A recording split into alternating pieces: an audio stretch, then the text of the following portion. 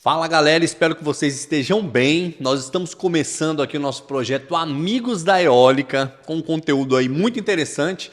Nós andamos procurando aí um conteúdo sobre eólica na internet, nós não encontramos e decidimos aí começar esse trabalho. Eu sou o Edgar Martins. Eu sou o Rômulo Sales e o intuito principal desse podcast é fomentar em você a necessidade de entender desse mercado tão pujante, que tem crescido tanto, a pessoa que tem interesse de acessar o mercado eólico e até as pessoas que já trabalham no mercado eólico, mas não entendem certas etapas do mercado. Então nós vamos trazer para vocês aqui profissionais que vendem EPI, profissionais de segurança do trabalho, profissionais que trabalham na prospecção, profissionais que fazem o início de toda a obra. Então vão ter aqui vários profissionais para interagir com você e passar para você o conhecimento e o conteúdo.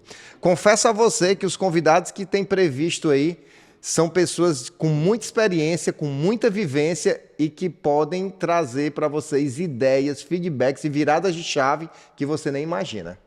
Então assim, você pensa, eu quero entrar para a eólica. Eu vejo muitas pessoas perguntando isso, né? Falando, eu queria entrar para a eólica, como eu faço? Então, assim, nós vamos aqui abrir um pouco mais essa eólica, né? O que seria?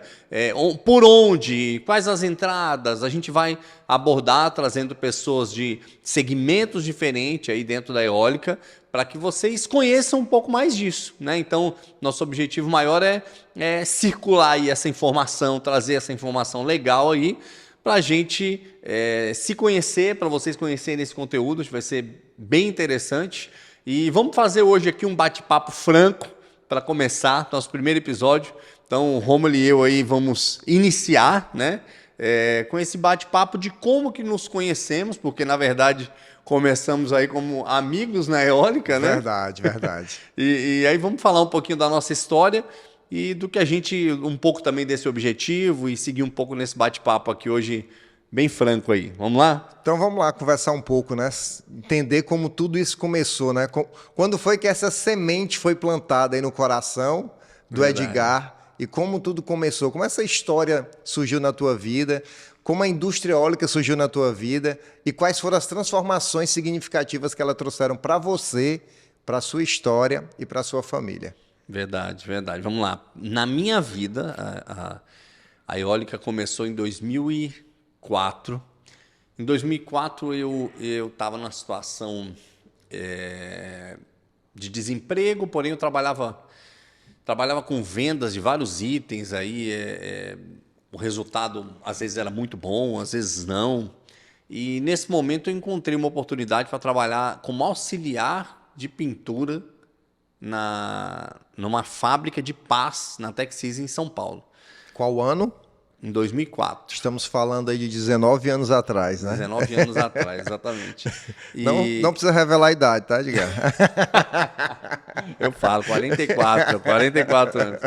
Só que nessa época, né, eu lembro que como os resultados eram oscilantes das vendas, né, tinha mês que ficava um pouco complicado. E aí com uma filha pequena, aquilo era um pouco difícil para mim, né? Então eu falei, vou entrar numa empresa e fui procurar um trabalho e nem sabia, não conhecia nada sobre eólica. Ali era interior de São Paulo, Sorocaba, então não tem turbinas eólicas por ali. Então, quando eu fui procurar emprego, numa agência de emprego, me falaram dessa possibilidade numa fábrica, mas teria que trabalhar à noite, no terceiro turno, que era para entrar 10 da manhã e sair 6 da manhã, né? E para mim, tranquilo. Até tinha um adicional noturno, eu queria trabalhar, né? Estava com uma filha pequena. E entrei nesse desafio aí, 2004. Aí que começou, né? E dentro na fábrica, tiveram várias situações onde nos primeiros 8 anos, que eu passei 8 anos nessa empresa, eu tive 7 promoções salariais aí, em 8 anos. Muito bom, muito bom. E eu vou falar um pouquinho aqui da desafio, minha história, né? Como foi que tudo começou. A gente vai fazendo assim, tu fala o teu começo, eu falo o meu, depois a gente fala o meio, mas sempre o fim é melhor do que o começo, né? Na realidade, essa semente foi plantada no ano de 2008. Na realidade, inicialmente, o objetivo não era trabalhar com indústria eólica, até porque eu nem tinha entendimento disso em 2008. E o comandante-geral do Corpo de Bombeiros na época disse assim, Rômulo, eu vou te mandar para Camusim para fazer um treinamento lá de guarda-vidas que essas pessoas precisam trabalhar no carnaval. E quem vai ser o coordenador do treinamento lá é o Coronel Sarto. Aí eu disse, tá certo, vou lá. Eu já dava aula de trabalhar em altura para empresas de telecomunicações, já dava aula para a Marinha do Brasil de sobrevivência no mar, etc. Então já era instrutor de vários outros módulos. E aí, quando eu dei o treinamento, quando acabou, o Coronel Sarto chegou para mim e disse, Rômulo, eu estou montando a empresa e queria saber se tu topa o desafio de me ajudar. Eu disse, estamos juntos. Vamos trazer o Coronel Sarto aqui vamos ainda, trazer né? o Coronel Sarto aqui. Eu disse, estamos juntos, tem um interesse sim em fazer isso, formalizar isso. E aí a empresa foi formatada, inicialmente existia outra pessoa que estava no projeto, que era o Coronel Sérgio Gomes, também esteve no início do projeto. Inclusive a logomarca da STOS foi ele que desenhou, foi inspiração dele, ele que criou aquela logomarca. O nome STOS também? Não. O nome STOS também foi inspiração dele, tudo foi o Coronel Sérgio Gomes que trouxe. Olha só. E a gente precisava de uma pessoa para ser um investidor, e o investidor foi o sogrão. O doutor João Luiz do Vale Gadelho, né? Ele pegou e patrocinou o genro, né? Acreditou no genro. Acreditou no genro e, assim, sou muito grato a ele, sou muito grato ao senhor, sogro, por ter acreditado. Grato também ao Coronel Sarto pela confiança. Verdade. E ao Coronel Sérgio Gomes também, que criou a logomarca. E o Coronel Sérgio Gomes é uma pessoa... ele tem uma empolgação, é muito bom trabalhar com ele, então ele trouxe essa empolgação para o começo da empresa. E o primeiro contrato da gente tem nada a ver com a eólica, foi com o Shop Center. Mas quando foi abrir, ainda não era com foco na eólica. Não, o nosso foco inicial era indústria, que não era indústria eólica, e principalmente a parte de petróleo e gás. Nós queríamos atuar ajudando na refinaria que ia abrir no estado de Ceará, que era a Prêmio, que era uma refinaria que já tinha sido feito até, salvo engano, o lançamento da pedra fundamental, que também ia ser no Porto do Pecém. Só que a refinaria não abriu. Isso em 2008, 2009. Foi exatamente 2009. no dia 1º de julho de 2009 que a empresa surgiu. Entendeu? 1º de julho de 2009 que a empresa surgiu.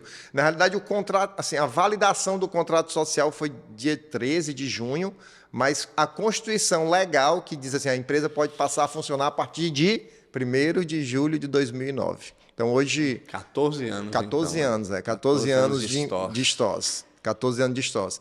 Então, foi mais ou menos isso que aconteceu.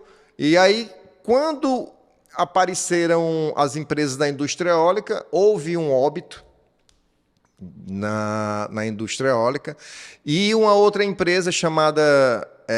um óbito de uma empresa que fazia construção de torres anemométricas. E depois desse óbito, nós fomos sondados para ministrar treinamento para os seus técnicos e acompanhá-los, porque eles estavam com pavor, pânico de trabalhar em altura. Entendi. E aí, na época, eu não tinha como me desvencilhar do Corpo de Bombeiros, então eu fiquei responsável pela função de ministrar os treinamentos. Imagina a estrutura de trabalho em altura nessa época não era tão forte não, como quando hoje, nós chegamos lá nas montagens das torres de medição de vento, o procedimento de montagem tinha muitas coisas que precisavam de melhoria.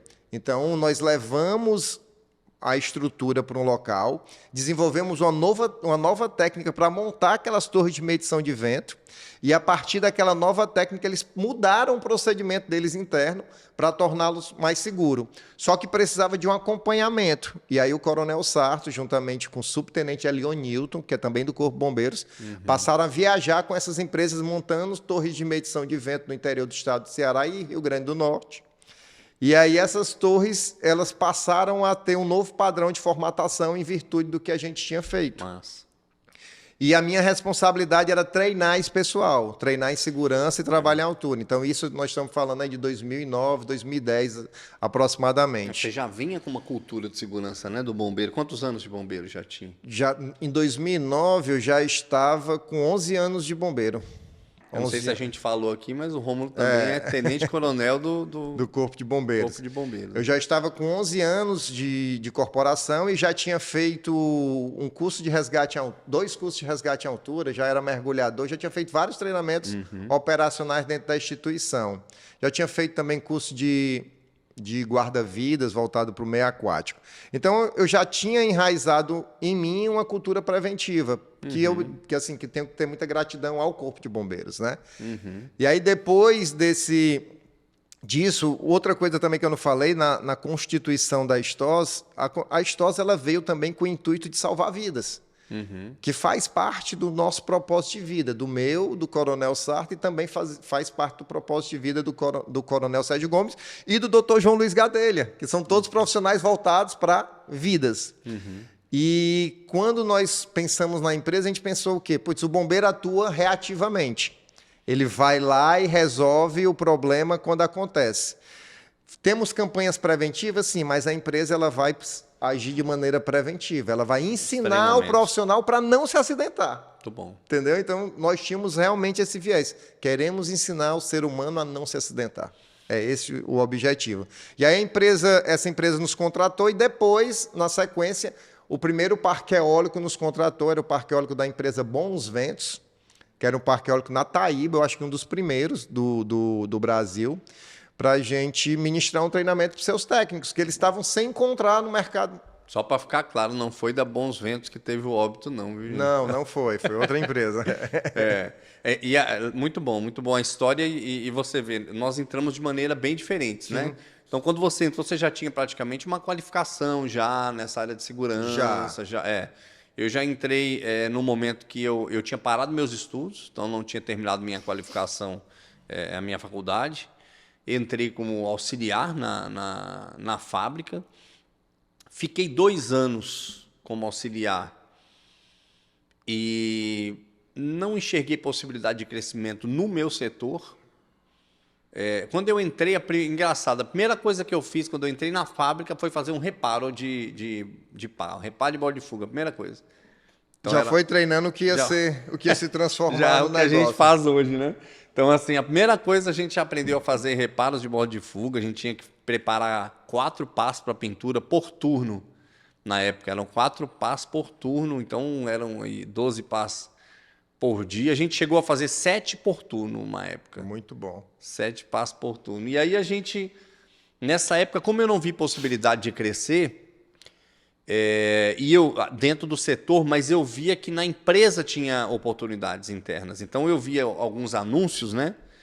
E eu lembro que eu li lá, inspetor de qualidade, né?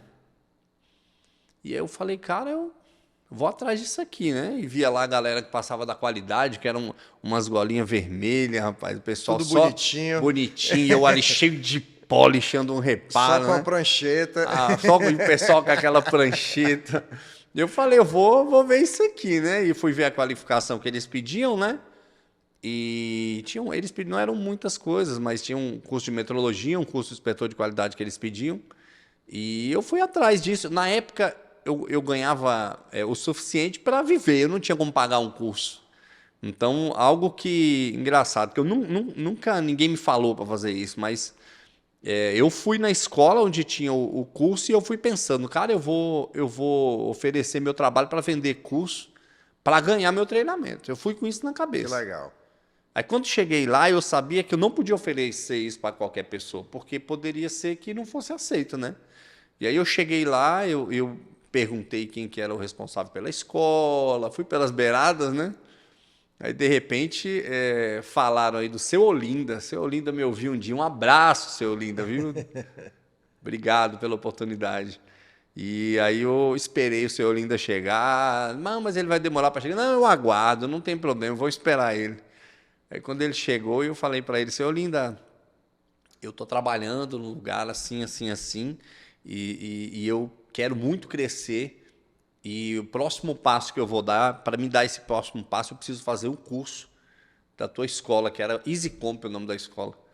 E aí ele EasyComp. Ah, legal. E aí eu falei para ele, perguntei para ele, eu falei para ele assim, mas eu não tenho condições hoje de pagar esse curso, então eu queria negociar com o senhor. Quantos cursos eu preciso vender para o senhor me dar um curso desse? Aí ele olhou para mim assim e falou, 20 cursos. Se você vender 20 cursos, eu te dou um. Que legal. Daí eu, tá certo então, vou começar. Obrigado, não falei mais nada. Fui embora. Na primeira semana eu voltei com 6 matrículas. Isso já lá da empresa que tu trabalhava. Eu acho que ele nem esperava, eu acho. Porque eu cheguei, eu já fui lá no setor que eu trabalhava, galera, vamos ter um ponto. E eu falava para eles da vaga que tinha, né? Olha, vocês viram a vaga que tem lá? Vamos se inscrever. Mas engraçado, agora que eu falando isso, que eu pensei, em nenhum momento eu senti que eles poderiam tomar a vaga de mim, acredita? Não pensei, eles vão concorrer, vão tomar minha vaga. Não, eu só pensei, cara, vamos melhorar a nossa vida, vamos crescer. E aí os meninos foram 6 comigo para fazer. Só que eu não falei que eu não ia pagar, né? Eu falei, vamos. Tu falou que era uma oportunidade. Fiz a propaganda, né? Daí quando chegou lá, eles fizeram a matrícula, 6 pessoas, e o seu Olinda viu, eu acredito que ele não esperava aquilo, que ele me chamou e falou assim, olha, faz assim, já pode começar o teu curso junto com eles legal. Aí, são teus amigos, você pode estudar junto com eles já. E eu, sério, mas não tem uns 20? Não, mas... Vai vendendo e vai fazendo. Vai vendendo e vai fazendo. Aí o pessoal acha que é fácil, né, Romulo? Eu lembro que eu fazia esse curso, né, que eu entrava no trabalho 10 da noite. E eu fazia esse curso, era de 6 da tarde, de 6 às 9, 9h30, ia direto para o trabalho. E depois de um tempo, eu não estava conseguindo mais vender dentro da empresa, eu procurei ele e falei, quando a sua equipe de venda sai para onde? E eles iam para frente de fábricas, né, com um stand. E aí eu fiquei trabalhando em 2 empregos, nem o Júlio lá do Cris. Fiquei trabalhando em 2 empregos, eu entrava 10 da noite, aí eu saía às 6 da manhã, chegava em casa às 7, dormia 3h30. Aí depois de 3h30, umas 11h30, eu... Já ia lá para o seu Olinda. Eu acordava almoçando e ia para o seu Olinda para frente das fábricas, né, para vender. Vendi bem mais que 20, consegui passar o que a gente combinou. E aí, por um tempo, eu ainda continuei vendendo curso para ele, acho que por alguns meses. Mas eu me lembro que da primeira vez que ele foi acertar comigo, né, ele falou assim...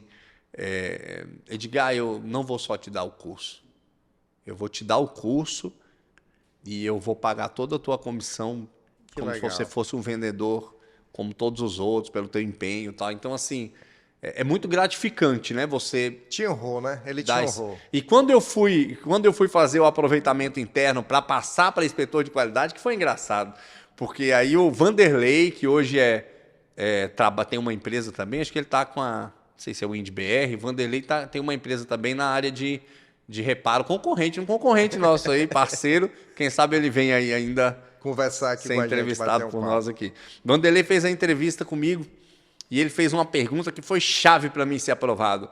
Eu sentei na frente dele e ele falou, Edgar, conta um pouquinho da tua história e o porquê que eu devo te aprovar. Me conta o porquê. Ele falou, me conta o que você fez para chegar aqui, verdade. Essa foi... Me conta o que você fez para chegar aqui, o porquê eu devo te aprovar. Amigo, eu contei a história, né? Aí, tá, a partir de amanhã. Eu contei a história, porque eu fui lá, falei do curso e tal. Aí ele ficou olhando para mim e falou... Aí a gente finalizou a entrevista, ele falou, não, tá aprovado já, viu? Pode ir para casa tranquilo. Né? E eram 203 pessoas para 3 vagas. E eu fiquei entre os 10 primeiros na prova, né? E foram 10 pessoas que foram entrevistadas. Aí essas 10 pessoas entrevistadas, eu estava entre as 10 e ele falou para mim, pode ir para casa tranquilo que você vai ser contratado. Que coisa boa. E aí, mas como é que eu faço? Não precisa fazer nada não, vai para casa. Naquela semana teve um corte na empresa, demitiram 50% das pessoas. Mas eu não fui demitido porque eu já tinha sido passado num aproveitamento, que eu ia para outro setor, e do meu setor demitiram várias pessoas. Mas também eu acho que não me demitiriam, não, eu era um bom funcionário demais. Mas tá bom. Aí passei para inspetor de qualidade, né? Depois para líder de inspetor e voltei para encarregado. E foi crescendo dentro da carreira. Dentro da Texis lá e assim fui até vir para cá, para a Aeres, né? Cheguei aqui na Aeres como analista em 2012, analista de engenharia. E depois, em 2013... Nos conhecemos, Não foi? 2013, verdade. 2013. Aí os amigos da Eólica começou ali. Começou ali, ou seja, 10 anos já, né? 2013 eu apresentei um projeto para o 10 anos já. Apresentei um projeto para o Cássio, diretor da Aeres, Cássio Pena e Daniel Mello, um abraço para vocês. Gostaria muito de ter a honra de ter vocês aqui um dia conosco, viu? Até bati um papo com o Cássio esses dias aí, um abração. Foi um grande prazer trabalhar com vocês, aprendi muito na Aeres. A Aeres foi uma escola para mim e tenho certeza que muitas pessoas aprendem lá, é uma grande empresa. Então, assim, aí eu apresentei um projeto para eles falando que eu gostaria de fundar a Aeres Service, né? Que seria um setor de reparos, Sim, tanto externo, para fazer as manutenções e garantia, como interno, né? E eu lembro que, eu acredito que foi o Daniel que falou, não me lembro se foi o Cássio ou o Daniel, mas um deles falaram assim, mas é o olho do furacão hoje, tem certeza que você quer? Aí eu falei, tenho, é isso mesmo, quero sim, é isso mesmo que eu quero.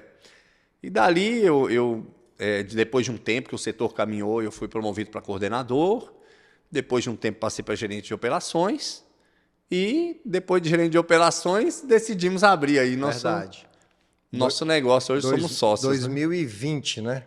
2020, agosto de 2020. Vai fazer 3 anos já, né? Vai fazer 3 anos. E tem uma história engraçada que, inclusive, uma das pessoas que vão ser entrevistadas por nós aqui foi um dos primeiros contratos que a empresa teve dentro da indústria eólica com monitoramento, onde tinha uma empresa de acesso por corda que estava fazendo o complemento das bainhas de uma torre de concreto. E quem nos contratou foi o Washington. Na época ele trabalhava na empresa CTZ. E lá nós ficamos durante 1 ano e meio acompanhando as equipes dele fazendo esse complemento. E engraçado que uma das coisas que abriram as portas da indústria eólica foi também a capacitação em acesso por corda. Porque como eu tinha essa certificação em acesso por corda, e aqui no estado do Ceará era raro você encontrar um N3, não tinham muitos N3 aqui. Na Aeres nós queríamos contratar a N3, foi muito difícil. Até a gente encontrar a stores e contratar. Então não tinha, você não encontrava, tinha que trazer de São Paulo. Paulo. Cobrava caro a hora, né, Romulo? Meu amigo. Mas tá vendo aí, ó, deu resultado, viu? Rapaz, cara, eu lembro que eu ficava doido porque eu ia procurar em outros estados, falava, não vou ficar na mão desse cara não, esse cara cobra caro demais. Ele cobrava uma diária que eu não vou falar, porque eu não posso falar, mas era uma diária salgada. Mas tudo envolvido, viu? Despesas com hospedagem, alimentação. Mas, e aí depois, quando foi em 2003, o Edgar trouxe um desafio, né? Rômulo, tô montando aqui uma equipe e essa equipe ela vai fazer reparo de pá. Você já fez reparo de pá? Eu disse, nunca na minha vida. Entendeu? O que é pá? Na época, brincando, já sabia, mas assim, nunca tinha feito reparo de pá. Sim. E aí, quando a gente foi para o desafio, era justamente para montar uma estrutura, montar as cordas para os técnicos da Aeres Service, fazer a descida e fazer a inspeção. Acho que o parque eólico ficava em Ponta do Mel. Acho que era Areia Branca, né? Areia Branca, justamente, Areia Branca. E eu lembro que você que fez a lista de equipamento que a gente tinha que comprar, lembra? Foi, indiquei qual equipamento, eu falei, talabarte, corda. Queria uma consultoria para começar a equipe de acesso por corda. Eu fiz Irata com vocês lá, o primeiro... Foi a NEAC, na época era a NEAC. Fizemos uma NEAC lá, mas hoje é Irata, viu? Irata Internacional. Fizemos a NEAC lá na Stores, uma equipe de... A gente não tinha nenhuma equipe fixa da Service, eram pessoas que a gente pegava emprestado da produção, justamente, que depois vieram, né, a agregar. Impressionante como que as oportunidades aparecem. Hoje, dessas pessoas que vieram da produção... Quantos que hoje estão trabalhando no exterior aí? Carlos Adriano está responsável pelos reparos aqui no Brasil da Nordex. O Venilson, que está responsável também, acho que é nível Latam, que tá, o Venilson, o PP. O Acauã acho que está na uma empresa grande também, TechWind, eu não sei. Isso, acho que é. Eu não sei, é uma empresa grande, é do grupo da TechWind. Do seu Alexandre lá, Então, assim, e as oportunidades, o Nacélio, e quantos que passaram, né? O Nacélio hoje... é o Zé Cantor ou é o outro? Não, o Zé Cantor também está na Nordex, o Nacélio é o baixinho. Então, assim, E foi uma equipe que a gente formou ali do pessoal da produção e hoje a gente tem contato com todos eles. Pessoal, ontem o Narcélio, o Paulo Brito, anteontem, acho que o PP me mandou um caminhão de GWO que o pessoal está fazendo. Sim. Cara, oportunidades vão aparecendo e a gente vai aprendendo, então ficou esse laço de amizade. Então, voltando no nosso começo, lá em 2013, a gente contratou a Stores, né, para nos fazer uma consultoria nessa parte de acesso por cordas, e aí nós fomos trabalhar em Areia Branca.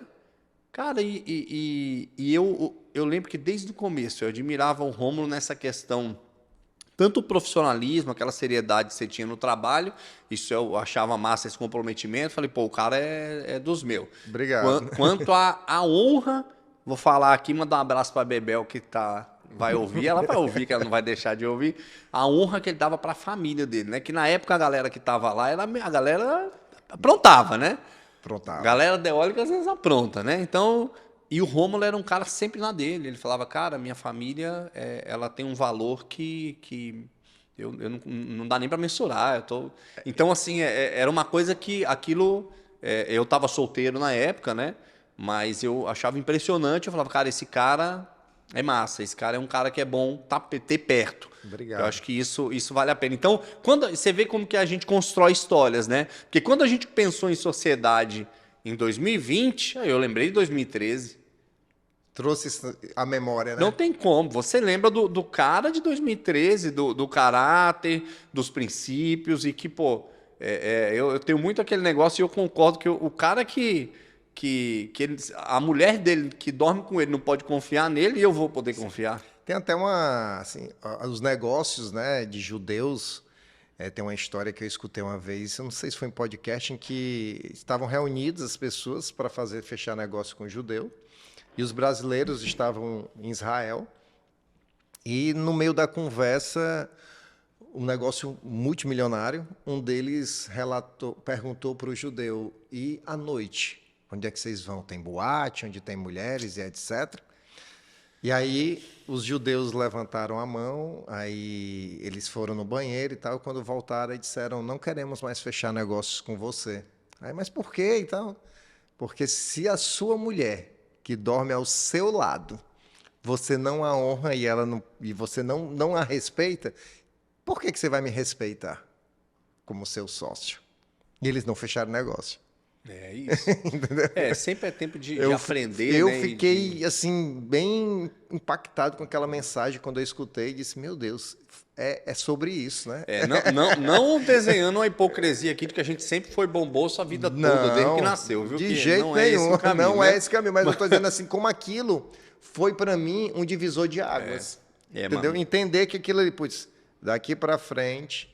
chega uma hora na vida da gente que a gente tem que entender o que realmente tem valor, é diferente de preço, né? Então, acho que isso é muito importante e foi uma das coisas que nos conectou. Então, por mais que eu estava numa época solteira, que eu não estava ligado a isso, né, de uma maneira direta, mas aquilo me conectou e falou, cara, esse cara é um cara que vale a pena ter perto. E aí foi engraçado que a gente foi fazer as primeiras descidas, né, Romulo?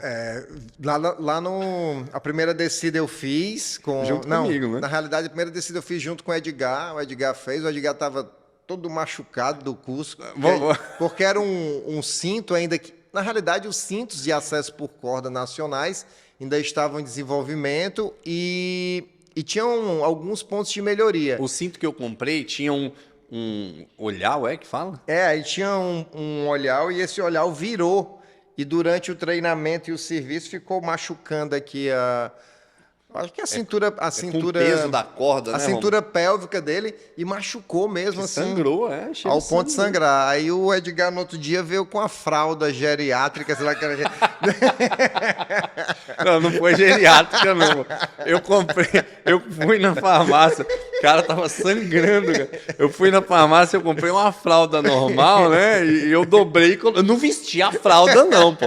Eu peguei a fralda, dobrei e coloquei ela em cima aqui do ferimento, senão o pessoal achar que eu vestia a fralda. Mas deixa eu te dizer uma coisa. Eu estava conversando com um colega meu que trabalha em offshore, e ele disse que lá, em determinadas situações, eles usam fralda geriátrica. Ah, é? Quando eles estão pendurados, fazendo reparo offshore, eles usam a fralda geriátrica para caso tenha necessidade de fazer alguma necessidade, principalmente urinar, no lugar de urinar na roupa, urina na fralda. Eu disse, faz sentido, faz sentido. Um país que faz frio, o cara tá pendurado lá, sentido. Entendeu? Faz sentido. E ele disse, não, de vez em quando a gente usa. Depende do projeto, depende da situação, a gente está em alto mar. Entendeu? Eu teria que voltar para a torre, entendeu? Então, assim, faz sentido. E aí, continuando essa história, e aí nós não estávamos tão familiarizados com as rajadas de vento da região, e nós pegamos uma rajada de vento bem crítica, em que a blade balançava muito, e os técnicos que estavam pendurados naquele dia passaram por uma situação bem... mas estava dentro do respeitado. Do permitido. Porque a média não chegava a 12, mas as rajadas eram fortes, né? Justamente. Aí dos nossos técnicos... Não, nós descemos no primeiro dia. Não, você e eu descemos, segundo, né? Aí no segundo dia, não vamos falar quem é, não, né? Não. Aí, assim, na realidade, os dois técnicos ficaram bem apreensivos. Tanto o reparador como o que estava responsável por dar assistência, que seria uma espécie de instrumentista, né?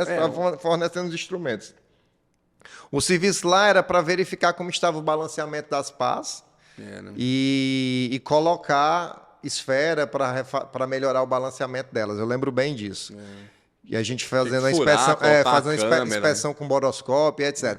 E aí, esse colega entrou em uma situação de pânico. Ele entrou realmente em uma situação de pânico. Onde ele antes de descer, né? Antes de onde ele não conseguiu controlar suas emoções. Hoje em dia, ele é um N3, consolidado no mercado, mas na época... Naquele dia não estava bem, né? Às vezes a gente tem um dia que não está bem. E aí ele desceu. E no outro dia ele disse, não vou mais. Foi. Não vou mais, não vou. Eu não estou bem para ir, não vou desce, descer. etc. E eu, como cliente... E aí o Edgar olhou para mim e disse, rapaz, o serviço não pode parar. Eu disse, então vai eu, né?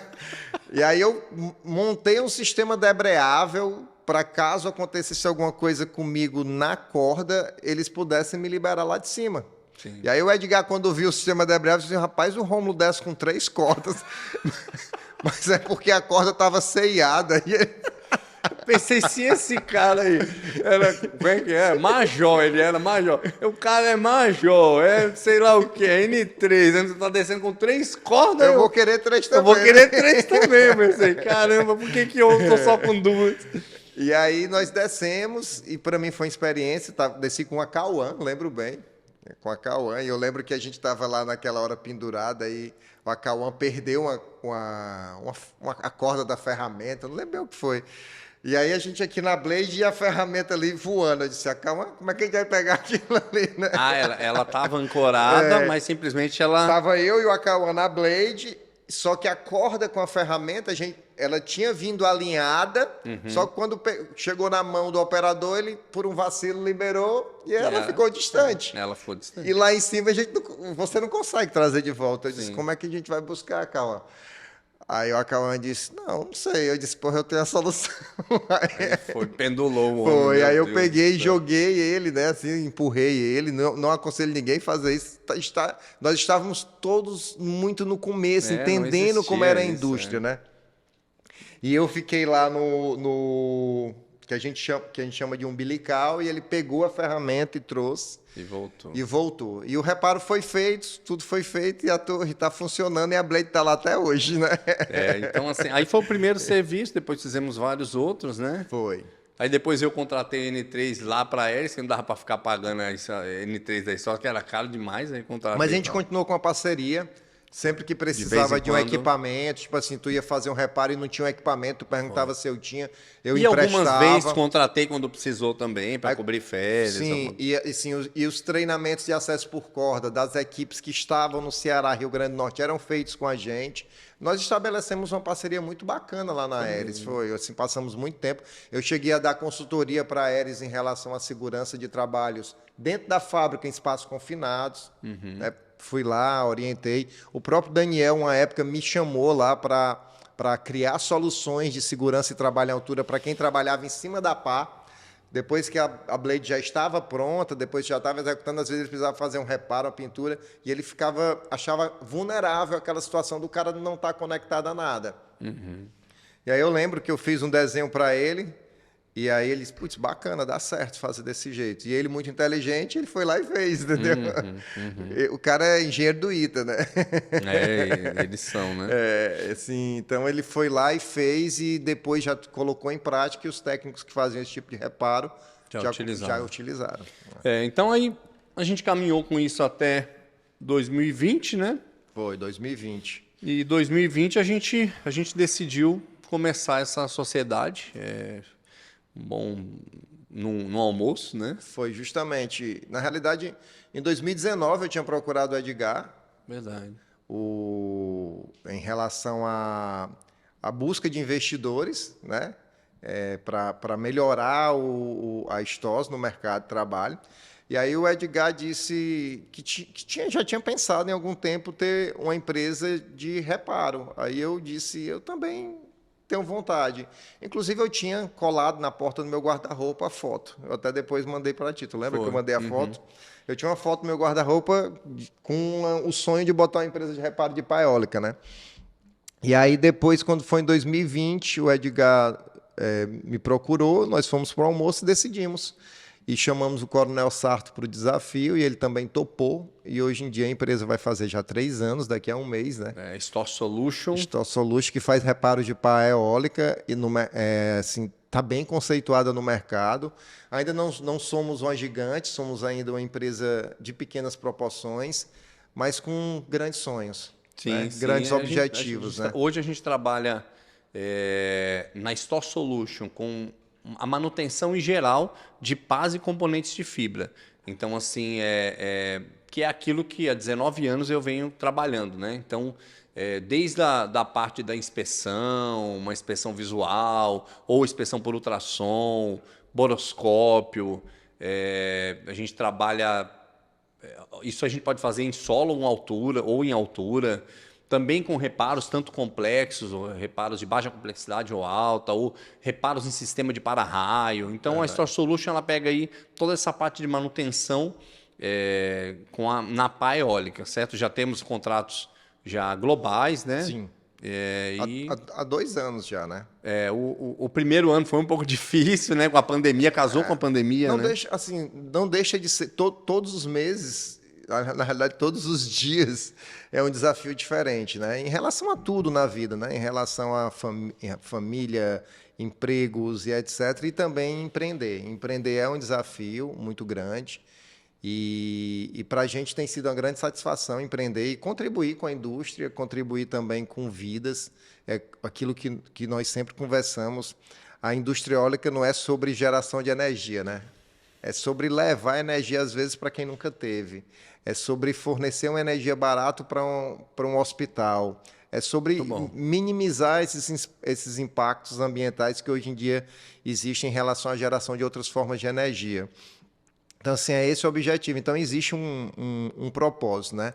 E a coadunação de tudo isso chegou com a possibilidade de a gente levar essas experiências que nós vivemos para vocês através desse podcast. Então, eu queria fazer uma pergunta para nós dois aqui, acho aí. que é legal para a gente deixar. Vamos lá, quais foram os maiores desafios quando você começou a empreender relacionados a você conseguir fazer com que pessoas acreditassem no teu sonho? Porque é isso, né? Na verdade, você está começando... Foi o que a gente viveu também com a Solution. Mas você está começando algo novo. Você é um sonho ainda. Não está rodando. Mas você tem que... É um desafio você fazer as pessoas acreditarem no seu sonho. Como que foi isso no começo da história? Então, assim, para mim, na época, quando tudo começou... Eu tive, assim, uma grande ajuda como falei, do Coronel Sérgio Gomes, né? O nosso primeiro contrato foi através de relacionamento. Ele tinha um bom relacionamento com esse cliente e esse cliente abriu as portas. Foi um contrato que não nos deu lucro, nada exagerado, mas apenas uma reposição. Mas quando quando nós íamos conversar, e aí eu digo para vocês que a gente levava muita portada, o que é portada? Chegava lá para conversar e o cara não recebia, dizia que não tinha tempo, ou dizia que já tinha um contrato com outra empresa, que não tinha interesse de desfazer o que já tinha para testar algo que não conhecia. Mas eu lembro bem que foi justamente com a Bons Ventos, quando eu fui falar com a... Oh, meu Deus, me esqueci o nome dela agora. Mas eu lembro do Paulo Regis, que inclusive até hoje em dia ele é diretor de operações de uma empresa que é dona de parque eólico e ainda é cliente da Stoss, né? Ainda permanece como cliente da Stoss. E aí, quando eu contei a história toda para ele, o objetivo e como nós íamos fazer o treinamento, o que é que ia repercutir para ele, teve duas coisas que chamaram a atenção dele. Primeiro foi dizer que a segurança melhoraria a produtividade deles. Então, ele disse assim, putz, a segurança melhorar minha produtividade. Mas como assim? Eu disse, hoje em dia o teu técnico, por não saber como usar o equipamento, ele acaba, às vezes, um braço preso e trabalhando só com um. Se ele confiasse no equipamento, soubesse como usar, talvez ele tivesse os dois braços disponíveis para executar a atividade, sabendo como usar os equipamentos. Muito bom. E aí, ele comprou essa ideia. Disse, tá bom, então vamos fazer. Aí, coincidentemente, quando foi executar o treinamento, que o Coronel Sarto chegou lá, ele tinha sido aluno do Coronel Sarto no Colégio do Bombeiro. Entendeu? Olha aí, as portas se abrindo. Aí ele disse, eu conheço o senhor. Ele disse, rapaz, eu não lembro de você não, então não sei o que. Ele fala assim, né? Aí o Paulo Reis disse, o senhor não foi diretor do Colégio do Bombeiro? Ele disse, fui. Pois eu fui seu aluno. E aí, a partir dali, se estabeleceu uma parceria. O que abriu a porta inicialmente não foi isso. O que abriu a porta inicialmente foi explicar para ele que a segurança melhoraria a produtividade dele e, consequentemente, preservaria mais a vida dos trabalhadores dele. E a gente estava vindo de um processo de acidente e nós fomos procurados também por causa da confiança de uma empresa chamada Outseg. Em 2009, nós fomos para o Paraná, para Curitiba, fizemos um treinamento de supervisores de espaço confinado e essa empresa pediu para que nós ministrássemos os seus treinamentos e tivesse uma parceria com eles aqui no estado do Ceará. E aí essa empresa, quando teve o óbito aqui no estado do Ceará, ligou para a Outseg. E a Outseg disse, não, vocês vão ligar para o Rômulo. E aí ele me ligou e a gente foi para um almoço. E nesse almoço eu disse para ele qual seria o que nós iríamos fazer para melhorar o clima organizacional deles e o que é que eles precisavam de treinamento para melhorar a segurança e a confiança. E foi a mesma coisa. Eu disse assim, você vai melhorar a sua produtividade, melhorar a segurança dos seus trabalhadores e vai poder fazer com que eles façam isso com maestria. Depois disso, nunca mais eles tiveram nenhum tipo de acidente, graças a Deus. E, geralmente, quando você fala de segurança, o pessoal pensa em reduzir risco, né? Mas melhorar a produtividade é um ganho. É uma virada, incrível, né? É um grande. Você além de estar fornecendo... Porque o risco, vamos dizer que é o maior ganho, né? Porque a vida vale mais que tudo, né? É a consequência direta, né? Vamos dizer que salvar a vida, né? É o princípio, é o mais importante. É o mais importante. Isso aí é inquestionável e inegociável, já está no pacote. Mas, às vezes, algumas pessoas, quando brilha a produtividade, né? Assim, imagina, tu vai melhorar dar mais segurança para o teu funcionário, fornecer para ele um equipamento de qualidade e ainda vai melhorar a produtividade. Ou seja, é o plus. Porque o pessoal pensa que o preço é produzir menos, né? Sim. Se a gente melhorar a segurança, vai produzir um pouco menos. Não. Isso é uma metáfora que existe dentro da segurança do trabalho que ela tem que ser desmistificada. Na realidade, não é nem dentro da segurança do trabalho, é dentro da indústria, que associa segurança à perca de produtividade. Entendeu? É uma metáfora que foi criado. Algum dia, talvez, isso na vida aconteceu, mas nós estamos em 2023. Nós evoluímos, os EPIs evoluíram, os processos evoluíram, então está tudo muito diferente, né? Então foi isso, eu digo assim, era tentar falar para ele do maior benefício, que era a vida, mas em contrapartida ele ainda ia melhorar a produtividade do seu funcionário. Então ele não estava gastando, ele estava investindo. Muito bom, muito bom. Já no meu caso, acho que o maior desafio nosso, eu vejo que para começar a Store Solution foi com funcionários qualificados. Verdade. Porque você não ensina uma pessoa a reparar uma pá em um final de semana, em um dia, em uma semana. Né? A gente, depois nós até desenvolvemos uma metodologia de ensinar. Nós temos hoje um treinamento de reparo de pás, que é o Blade Repair. Inclusive, estamos nos certificando na GWO. Boa notícia para vocês aí. Logo, o nosso Blade Repair vai ser GWO também. Né? E sim, hoje, tá? Em 8, 9 dias de treinamento, a gente consegue fazer com que a pessoa saia aí. Depois visita o meu LinkedIn, que você vai dar uma olhada lá nos mais antigos. A pessoa sai fazendo um escalonamento num padrão que tem funcionário de fábrica com 2 anos de fábrica que não fazem o escalonamento desse jeito. Então, o maior desafio hoje de um reparador é o escalonamento das camadas. Porque você enxergar uma camada de fibra de vidro, molhada de resina, transparente, que você só consegue ver o brilho da luz, você não enxerga a camada é transparente, mas com o brilho da luz você enxerga o reflexo do vidro e o sentido que a trama está vindo. Então isso não é algo tão simples para ensinar, e no começo ainda não dava para a gente ensinar alguém em Japão para trabalhar, e a questão era vender um sonho. Só que o que nos ajudou muito, sabe, Rômulo, que eu vejo, é a história que a gente constrói. As pessoas que querem te seguir não é nem para ganhar mais ou para ser rico, pelo sonho, pela maneira, por quem você é, vamos colocar assim. Quantas vezes trabalhando numa fábrica, tinha gente que falava para mim assim, Edgar, não vou ficar na hora essa por causa da empresa não, mas é por causa de você. Que coisa legal. Quantas vezes, sabe? Edgar, eu vou vir no final de semana, que precisa, mas é por causa de você, porque você é um cara que está do lado da gente. O pessoal que está na Hélice aí, eu quero mandar um abraço para todo mundo da produção, os auxiliares, os reparadores que trabalharam comigo aí na planta, no acabamento, aí na estação 2, lá nos moldes. Então, assim, cara, esse pessoal, eu lembro que teve uma época que eu ia de madrugada para a empresa, eu chegava em casa, ia dormir umas 7 horas da noite, 8 horas, acordava 2 da manhã, ia para a empresa, ficava trabalhando à noite. E o funcionário, Rômulo, sabe o que eu penso? Que ele enxerga quando você se preocupa com ele genuinamente. Sim. Ele enxerga, sabe? Quando o negócio é genuíno, cara, esse cara realmente ele está querendo fazer algo diferente. Ele não está floreando, né? Não está floreando, não está só querendo. Então, assim, isso é algo que faz com que as pessoas acreditem no nosso sonho. Eu tenho mensagens de pessoas que estão em empresas há anos, empresas muito mais estruturadas do que a Store Solution, muito, mas a pessoa quer sair para estar junto com a gente. E para quantos eu disse não? Que tem empresas que até já me ligaram para saber se eles vão crescer muito. Eu recebi uma ligação dessa uma vez, sabia? Queria saber se vocês vão contratar muito ainda. Eu falei, mas por quê? Não, porque saiu algumas pessoas aqui da empresa para trabalhar com você. Eu falei, eu quero contratar 200, 300, 500, 1000 pessoas. Mas vai ser progressivo. Vamos chegar lá. Falei, meu amigo, eu não estou ligando para ninguém para contratar, não. Eu anuncio a vaga, a gente anuncia a vaga. As pessoas se cadastram na vaga.